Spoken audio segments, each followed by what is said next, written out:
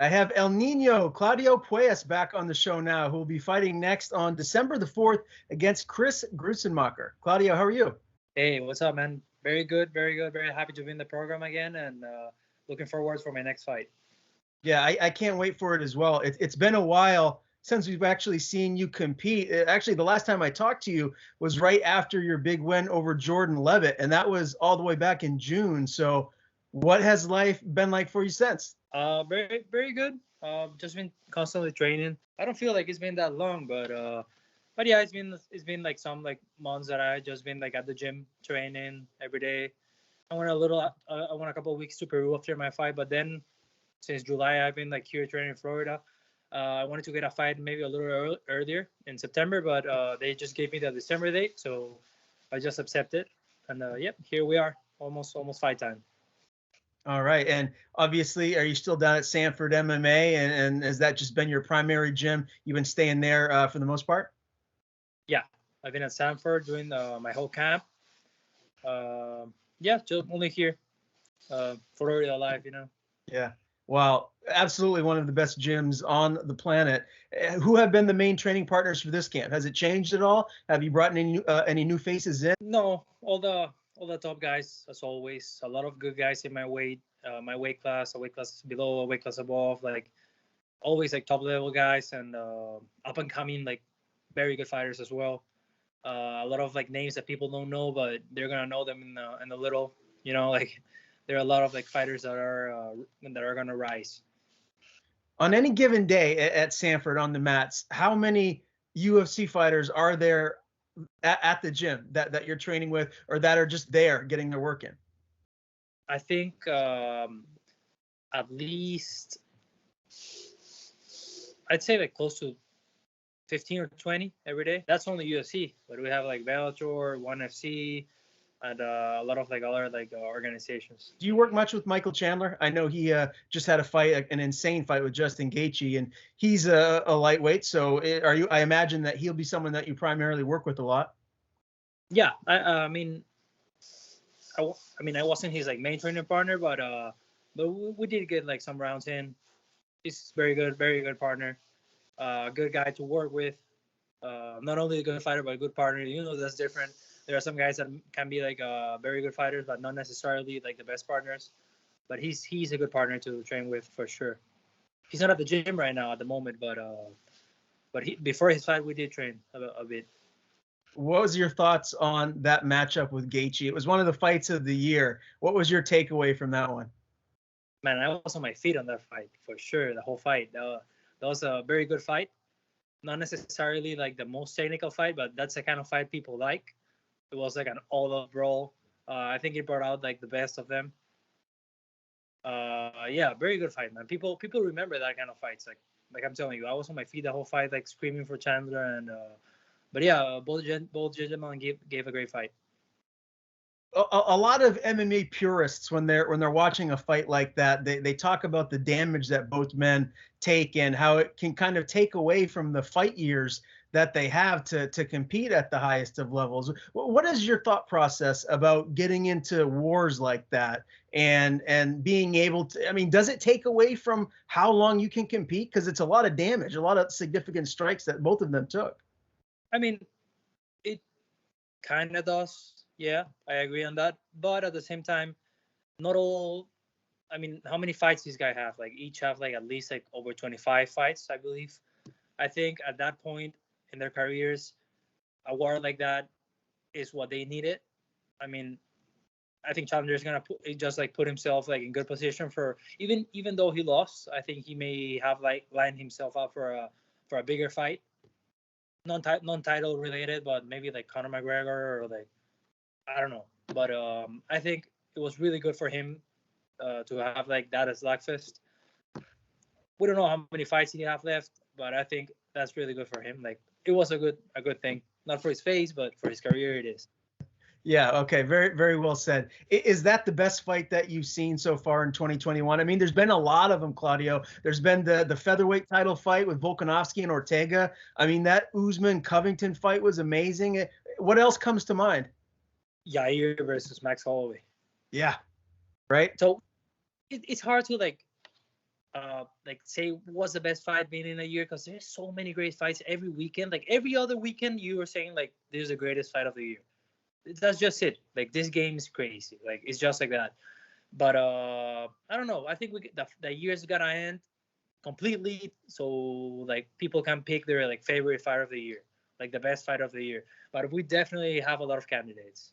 Yeah, for sure. Sticking in the lightweight division, who do you think is going to win the title matchup between Poirier and Oliveira? I pick Poirier, my favorite for that one. I think he's shown the resilience you need to shine in like title fights or like 5 rounders. Basically against everyone except Khabib. But yeah, he beat like Max Holloway, who is like very hard to beat. He beat Gagey, and more. But yeah, Oliveira is a beast. Like he can basically finish anybody, anybody. But we'll see. I think I'm going with Poirier, but it's a very tough fight and hard to pick for sure. Yeah, I'm looking forward to that one very much. Now, you mentioned earlier in the interview moving into a new house. Is that accurate? What has that all been like, getting adjusted? Uh, Not my own house yet, but still like I'm moving to a new apartment. I'm hoping to buy my own next year. But yeah, it's a good thing for me to get like to move. I was like new to Florida, so I got like a very small place before, and now I'm moving to like a bigger thing. So yeah, I just hope that stays like that. Like better things like every year or every 6 months, like I can get like better deals, and like I'm working my way up. I'm not like rushing anything. I'm working my way up slowly, and I don't know, like living off like fighting, which is like what I always wanted to do since I was like a little kid. Yeah, you're living the American dream, my friend. That's fantastic. How close are you to the gym, your new place? Is it really close, and is it easy for you to get there and train? Yeah, it's like 15 minutes away. Perfect, perfect. And as far as other activities that you like to do in Florida, obviously it's sunshine year round. I'm all the way up in New England, so it's cold and dark here already now. So what do you like to do? What are some of the hobbies that you have outside of MMA that you're doing down in Florida? Well, you mentioned the obvious, like the beach. I love going in. Like, I mean, whenever it's sun, I'm there. I mean, I try go maybe once during the week. It's a little tough sometimes with training, with like hard camps. But if I'm not in camp, I'm going for sure, like at least twice a week, without counting the weekend. And on the weekends, I always try to go at least like either on Saturday or Sunday. So you'll see me there like 2 to 3 times a week.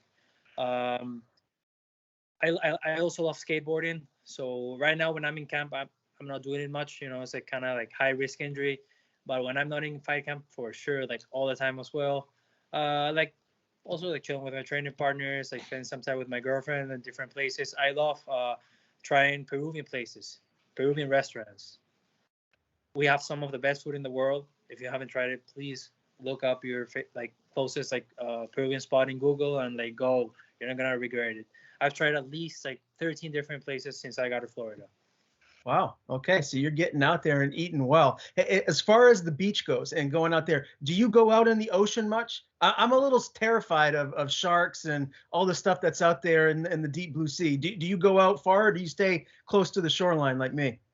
Yeah, no, I stay close to a shoreline. Where I'm come from, we have a lot of like beach, but we don't have sharks. At least not where not the part where I'm from. We don't have sharks. So yeah, I'm very terrified of that as well. But I love swimming. I love swimming. But I just like stay in the pool Okay. because like weird like stuff we can find in the sea, in the ocean. Yeah, I'm with you. We're the same when it comes to that. All right, let's talk about this fight with Chris Gruetzemacher. He's 15-4. He's got some big wins over Rafa Garcia, Joe Lozon. So he's been in there with some high-level fighters. When you look at this matchup, what do you think he's going to try and implement as far as his game plan towards you come fight night? I mean, I think he's gonna do what he always tries to do, which is like walk forward, throw punches, like try to like pressure me. And that's basically the same strategy everybody uses against me. Like everybody like tries to do that against me. So it's basically the same thing for me.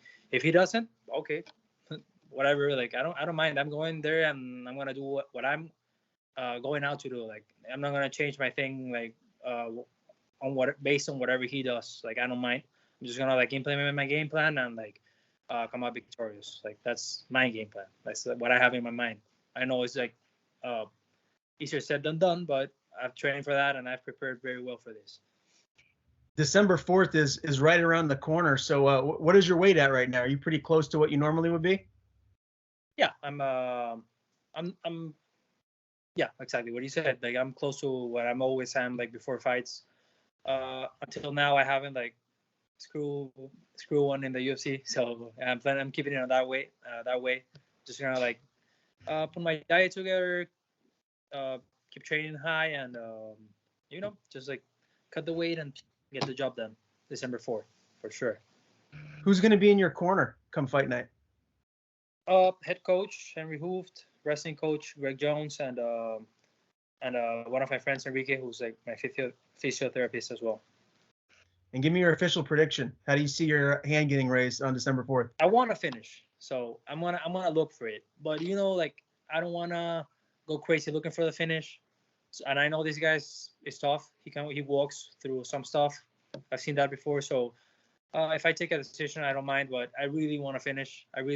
So I started like being a little more in like people's like opinions. You know what I mean. Okay, very good, man. Well, again, December 4th, El Nino, Claudio Puelles will meet Chris Gruetzemacher. Can't wait for this one, my man. And it's always a pleasure to talk to you. Before I do let you go, I want to give you the floor. Tell people where to follow you on social media. And if there's anyone to thank, the floor is yours. Thank you for having me in the program. Follow me on Instagram, especially that's where I'm at the most. Claudio _Puelles, Puelles. Okay, you'll see the blue check and everything, so it's very easy to find me. I'll be posting like all about my preparation, and also thank you to my sponsors, partners who helped me for this fight as well. And yeah, that's it. Thank you for having me, man.